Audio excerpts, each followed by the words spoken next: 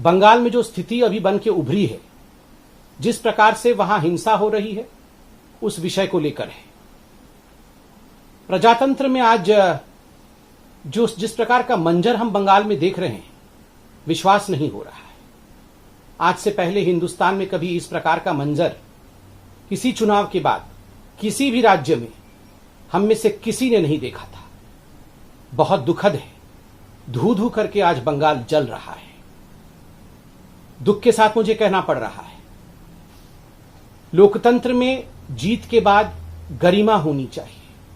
लोकतंत्र में जीत के बाद ग्रेशियसनेस होनी चाहिए। जीत को एक्सेप्ट करने में एक गरिमामय तरीका होना चाहिए। आज बंगाल में ये जो तरीका है, जिस प्रकार से आज हम वहां हिंसा देख रहे हैं, ये किसी ने भी नहीं सोचा था कि हिंदुस्तान के लोकतंत्र का इस प्रकार से किसी राज्य में धज्जियां उड़ेंगी। मुझे ये कहते हुए और मुझे ये प्रेस कॉन्फ्रेंस करते हुए भी बहुत दुख हो रहा है। बंधुगण, दिल दहलाने वाले दृश्य सोशल मीडिया में, टेलीविजन चैनल्स के माध्यम से हम सभी देख पा रहे हैं। रूह कांप उठती है ऐसे दृश्य देख के। लोगों के घर में आग लगा दिए गए हैं, लोगों के घर तोड़े जा रहे हैं, कार्यकर्ताओं की हत्या की जा रही है, अराजकता सड़क पर पूरी तरह से छा गई है। काले बादल आज बंगाल के ऊपर हिंसा के रूप में मंडरा रहे हैं और संपूर्ण रूप से वहां जो प्रशासन है वो चरमरा गई है, वो समाप्त हो गया है। हमारे कार्यकर्ता हर मिनट हर घड़ी हमारे नेताओं को फोन कर रहे हैं और एक ही गुहार है, हमें बचा लीजिए, हमें बचा लीजिए। हमारे घरों को, हमारे घर वालों को मारा जा रहा है, हमारे साथ हिंसा हो रही है, हमें बचा लीजिए। सबका एक ही गुहार है। और मैं आज यहां स्पष्टतः बता दूं, ये जो कुछ भी बंगाल में हो रहा है, ये स्टेट स्पॉन्सर्ड है। ये स्टेट स्पॉन्सर्ड वायलेंस है। This is state sponsored violence. ये प्रशासन द्वारा स्पॉन्सर्ड हिंसा है, अराजकता है, आगजनी है, बलात्कार है, क्रूरता है। क्या दोष था उन लोगों का जिन लोगों ने एक अलग विचारधारा को चुनने की कोशिश की? बंधुगण, बंगाल में 2.28 करोड़ 2,28,00,000 बंगालियों ने, हमारे साथियों ने हमें वोट दिया है। क्या उनका अधिकार नहीं है कि वो अपने नैतिकता के हिसाब से, अपने विवेक के हिसाब से किसी पॉलिटिकल पार्टी या किसी विचारधारा को चुने? उनको कौन बचाएगा? क्या ममता जी की सरकार, क्या बंगाल की टीएमसी की सरकार, क्या वहां की प्रशासन इनके प्रति निष्ठुर रहेगी? क्या इन 2.28 करोड़ बंगालियों का कोई डेमोक्रेटिक, कोई लोकतांत्रिक अधिकार नहीं? मैं आज सवाल पूछता हूं, क्या गलती थी श्री अभिजीत सरकार की, जो बेलाघाट से आते थे, जिनको मौत के घाट उतार दिया गया? क्या गलती थी श्रीमती शोभा रानी मंडोल की, जो जगदल से आती हैं और उनका कसूर सिर्फ इतना है कि वो एक मां थी, एक भारतीय जनता पार्टी के बूथ कार्यकर्ता की। उनका बेटा बूथ में हमारे बूथ एजेंट के नाते काम करता था, इसलिए कल उनको मार मार के मौत के घाट उतार दिया। क्या गलती थी शोभा रानी जी की? क्या गलती थी उत्तम घोष की, जो रानाघाट से आते हैं, उनको घसीट घसीट के मार दिया गया?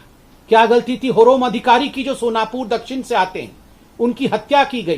क्या गलती थी मोमिक मोइत्रा की, जो सीताकुची से आते हैं, जो आज वो हमारे बीच में नहीं है? और क्या गलती थी गौरव सरकार की, जो बोलपुर के सदस्य थे, बोलपुर से भारतीय जनता पार्टी के सदस्य थे, उनको मौत के घाट उतार दिया गया? मैं खुद व्यक्तिगत रूप से सोशल मीडिया में श्री अजीत सरकार के पोस्ट को फॉलो कर रहा था, जैसे तमाम हिंदुस्तान फॉलो कर रहा था। अजीत सरकार मरने से पहले उन्होंने पूरा डिस्क्रिप्शन दिया है उनके घर के साथ क्या किया गया। उनके घर के अंदर टीएमसी के गुंडे घुस आते हैं। ये जो अजीत सरकार है, ये कुत्तों के प्रति बड़ी इनकी आसक्ति रही है। जो स्ट्रे डॉग्स होते हैं उनको वो अडॉप्ट करते थे, उनको पालते थे, उनको दूध पिलाना, उनको पाव रोटी खिलाना, किस प्रकार से वो करते थे, एक मानवता का काम करते थे। उन्होंने लिखा है मरने से पहले कि मेरे घर में टीएमसी के गुंडे घुस आए और जो कुत्ते मैंने पाल रखे थे, उस कुत्ते ने छोटे छोटे बच्चे दिए थे, उनको काट दिया, उनको नृशंसता के साथ, उनको क्रूरता के साथ उनको मार दिया। उसके बाद उनके घर में आग लगाई गई और बाद में सड़क में खींच करके उनको लिंचिंग करके बीच सड़क में टीएमसी के गुंडों ने मौत के घाट उतारा। उनकी गलती सिर्फ इतनी थी कि उन्होंने भारतीय जनता पार्टी के लिए काम करने को स्वीकार किया था। बंधुगण, आज इन्हीं सभी विषयों को ध्यान में रखते हुए जिस प्रकार की क्रूरता बंगाल में हो रही है, भारतीय जनता पार्टी के राष्ट्रीय अध्यक्ष आदरणीय श्री जेपी नड्डा जी आज खुद बंगाल जा रहे हैं और सभी कार्यकर्ताओं से हमें अपील है, आप बिल्कुल ना घबराएं। संगठन, पार्टी एकमुश्त होकर आपके साथ खड़ी है।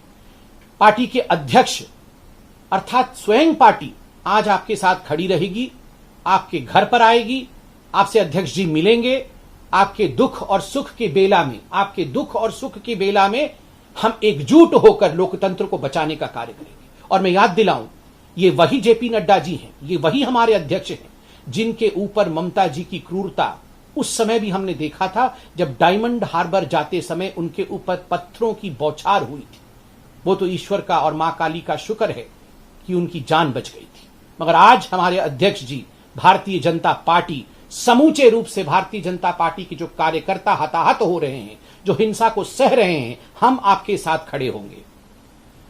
बंधुगण, एक बात मैं कहना चाहूंगा, ये प्रायोजित हिंसा है, ये संयोग नहीं, ये प्रयोग है। ये डराने की कोशिश है कि हिम्मत तुम्हारी जो लोकतांत्रिक तरीके से तुम किसी सत्ता में आने की कोशिश करो, हिम्मत तुम्हारी जो तुम लोकतांत्रिक तरीके से लोगों के मन में घर करके लोगों के सेवक बनने की चेष्टा करो। अगर ऐसा कहीं करोगे तो हम तुम्हारे लोगों को मार डालेंगे, उनके घर जला देंगे, महिलाओं के साथ बलात्कार करेंगे। जो दृश्य महिलाओं के देखने को आ रहे हैं, रूह कांप उठता है। महिलाओं को घरों से निकाल कर बाहर बीच सड़क पे गैंगरेप करना, उनके साथ बलात्कार करना, उनके कपड़े फाड़ देना, अर्धनग्न अवस्था में उनके साथ जिस प्रकार का व्यवहार किया जा रहा है, ये किसी भी सभ्य राज्य में, किसी भी सभ्य संगठन में, किसी भी सभ्य संस्थान में ये नहीं हो सकता है। इसके लिए कोई स्थान नहीं।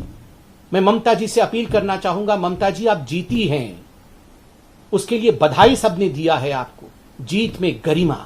और सबसे बड़ी बात है, आप एक महिला मुख्यमंत्री हैं। आपने अपने आप को बंगाल की बेटी बताया है। जिन माताओं के साथ बलात्कार हो रहा है, जिन बच्चियों को घर से बाहर निकाल के मारा जा रहा है, क्या वो बंगाल की बेटी नहीं है? क्या वो महिला नहीं है? Do they deserve this? क्या उनके साथ इस प्रकार का व्यवहार होना चाहिए? ममता जी, आप अपने दिल के अंदर झांक करके देखे, एक बार अपने दिल से पूछे कि उन माताओं ने क्या गलती की थी। सिर्फ इतनी गलती की थी कि उन्होंने भारतीय जनता पार्टी को वोट किया। बंधुगण, मैं यह भी पूछना चाहूंगा ममता जी की पार्टी से, और मैं इसलिए कह रहा हूं कि यह संयोग नहीं प्रयोग है, यह प्रायोजित है, क्योंकि ममता जी के उस भाषण को जरूर सुनाई। चुनाव से पहले ममता जी ने भाषण देते हुए कहा था, एक दिन ऐसा भी आएगा, यह चुनाव तो समाप्त हो जाएगा। चुनाव समाप्त होने के बाद सीआरपीएफ भी अपने घर चली जाएगी, चलो थोड़े दिन रुक भी जाएगी, उसके बाद तो घर चली जाएगी।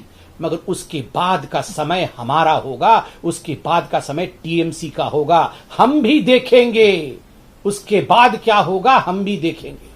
ममता जी, कभी भी जो सेवक होता है वो इस प्रकार नहीं कहता है। आज पूरा हिंदुस्तान, पूरा विश्व देख रहा है बंगाल में क्या हो रहा है, और शांति की अपील भी आप इस प्रकार करती है। शांति की अपील में भी अशांति। शांति की अपील में आप कहती हैं कि हमारे साथ तो बीजेपी वालों ने अत्याचार किया, सीआरपीएफ वालों ने अत्याचार किया, मगर चलो आप लोग ऐसा मत करो। ये कोई शांति की अपील है? ये शांति में भी जहर घोलने की चेष्टा है। कहीं ना कहीं आप इंगित कर रही हैं कि जो हो रहा है वो सही हो रहा है।